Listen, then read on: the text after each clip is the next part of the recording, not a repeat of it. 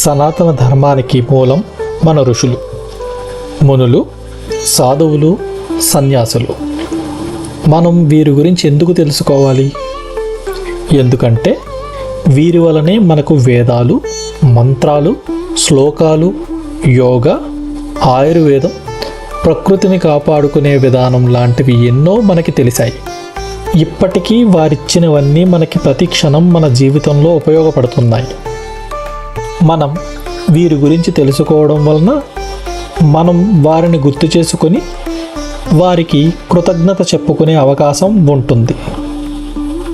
భావి తరాలకు వారి గురించి మనం చెబితే కనీసం కష్టకాలంలో అయినా వారు చెప్పినవి పాటించి ఆనందంగా జీవించే అవకాశం ఉంటుంది.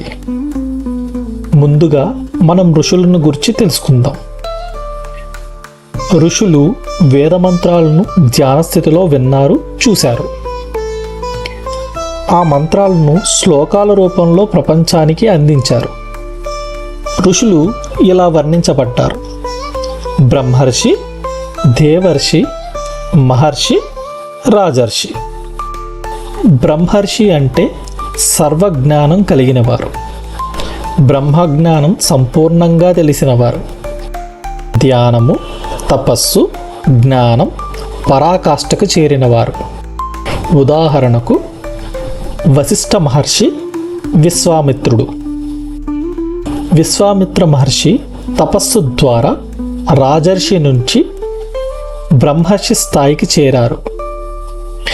బ్రహ్మర్షులు ధర్మశాస్త్రాలు, బ్రహ్మజ్ఞాన శాస్త్రాలు ఇచ్చారు. దేవర్షి అంటే దేవతల మధ్య ఉన్న ఋషి, స్వర్గలోకంలో స్థానం కలిగిన వారు. వీరు దేవతలకు జ్ఞానము, ధర్మము బోధించేవారు.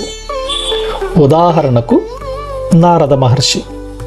వీరు స్వర్గలోకంలో కూడా స్వేచ్ఛగా సంచరించే అధికారం కలిగిన వారు. మహర్షి అంటే మహాజ్ఞాని, సాధారణ ఋషుల కంటే ఉన్నత స్థాయి. ధర్మము, ఆధ్యాత్మికము, యాగాల మీద ప్రావీణ్యము కలిగినవారు. ఉదాహరణకు వాల్మీకి మహర్షి, వ్యాస మహర్షి. రాజర్షి అంటే రాజుగా ఉండి తపస్సు, జ్ఞానం ద్వారా ఋషి స్థాయికి చేరినవారు. రాజధర్మాన్ని పాటిస్తూ కూడా సన్యాసిలాగా జీవించేవారు. ఉదాహరణకు జనక మహారాజు, హరిశ్చంద్ర మహారాజు, దిలీపుడు ధర్మసాధనకు, తపస్సుకు, జ్ఞానానికి ప్రసిద్ధులు. సప్తఋషులు కూడా బ్రహ్మర్షులే. వారు అత్రి, వశిష్ఠ, గౌతమ, కశ్యప, విశ్వామిత్ర, జమదగ్ని, భారద్వాజ మహర్షులు.